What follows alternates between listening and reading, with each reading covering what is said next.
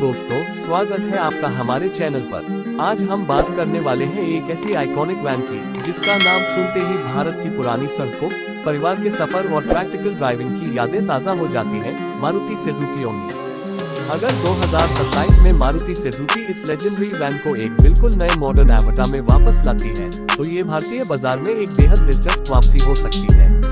फिलहाल मारुति सुजुकी ने 2027 ओमनी की आधिकारिक लॉन्च घोषणा या इसके प्रोडक्शन स्पेसिफिकेशंस की पुष्टि नहीं की है, इसलिए आज की जानकारी संभावित डिजाइन और टेक्नोलॉजी एक्सपेक्टेशंस पर आधारित है।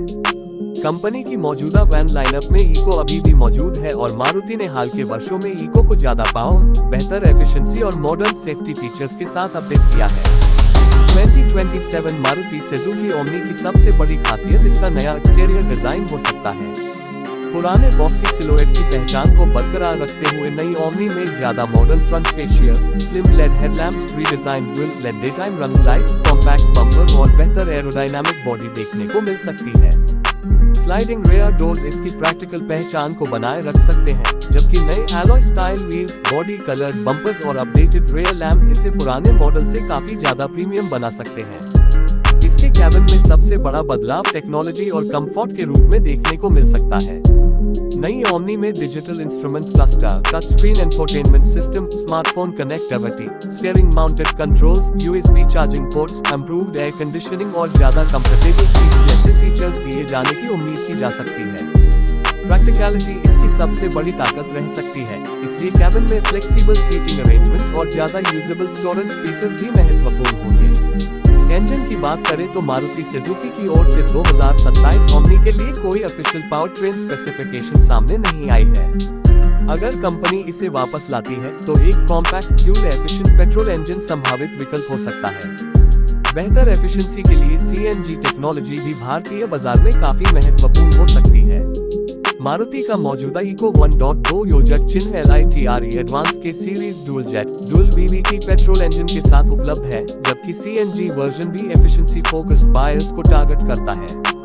इसी तरह की प्रूवन टेक्नोलॉजी को किसी फ्यूचर ओमनी में नए एमिशन और सेफ्टी रिक्वायरमेंट्स के अनुसार इस्तेमाल किया जा सकता है। ट्रांसमिशन के मामले में 5-स्पीड मैनुअल गियरबॉक्स एक प्रैक्टिकल विकल्प हो सकता है, जबकि ज्यादा कन्वीनियंस के लिए ऑटोमेटेड ट्रांसमिशन की संभावना भी कल्पना की जा सकती है। फ्रंट व्हील ड्राइव लेआउट इसे शहरों में आसान और इकोनॉमिकल व्हीकल बना सकता है। सस्पेंशन सेटअप को भारतीय सड़कों और ज्यादा पैसेंजर्स या सामान के प्रैक्टिकल उपयोग को ध्यान में रखकर ट्यून किया जाना सबसे जरूरी होगा। सेफ्टी में भी 2027 ओमनी को पुराने मॉडल से पूरी तरह अलग होना पड़ेगा। संभावित फीचर्स में डुअल एयरबैग्स या ज्यादा airbags, ABS with EBD, electronic stability control, rear parking sensors, reverse camera, seat belt reminders, speed alert system और मजबूत बॉडी स्ट्रक्चर शामिल हो सकते हैं। एग्जैक्ट सेफ्टी इक्विपमेंट हालांकि ऑफिशियल लॉन्च स्पेसिफिकेशंस के बाद ही कंफर्म होगा। नई ओमनी का इंटीरियर स्पेस भी इसकी सबसे बड़ी सेलिंग पॉइंट बन सकता है। फैमिली यूजर्स के लिए स्पेशियस सीटिंग, जबकि छोटे बिजनेस ओनर्स के लिए फ्लेक्सिबल कार्गो एरिया इसे मल्टीपर्पस व्हीकल बना सकता है। अगर मारुति इसे 5 सीटर और 7 सीटर कॉन्फ़िगरेशंस में पेश करती है तो यह अलग अलग कस्टमर रिक्वायरमेंट्स को टारगेट कर सकती है। प्राइस की बात करें तो 2027 ओमनी की ऑफिशियल कीमत अभी घोषित नहीं हुई है। अगर यह वास्तव में भारत में वापस आती है तो इसकी प्राइसिंग को अफोर्डेबल वैन सेगमेंट में रखना मारुति के लिए सबसे महत्वपूर्ण रणनीति होगी। इसका मुकाबला मुख्य रूप से अफोर्डेबल फैमिली और कमर्शियल वैन्स से हो सकता है। कुल मिलाकर 2027 मारुति सुजुकी ओमनी अगर पुराने नाम, प्रैक्टिकल बॉडी, मॉडर्न सेफ्टी, बेहतर माइलेज, कंफर्टेबल कैबिन और नई जनरेशन टेक्नोलॉजी के साथ वापस आती है तो ये भारतीय ऑटोमोबाइल मार्केट में नॉस्टैल्जिया और प्रैक्टिकलिटी का शानदार कॉम्बिनेशन बन सकती है।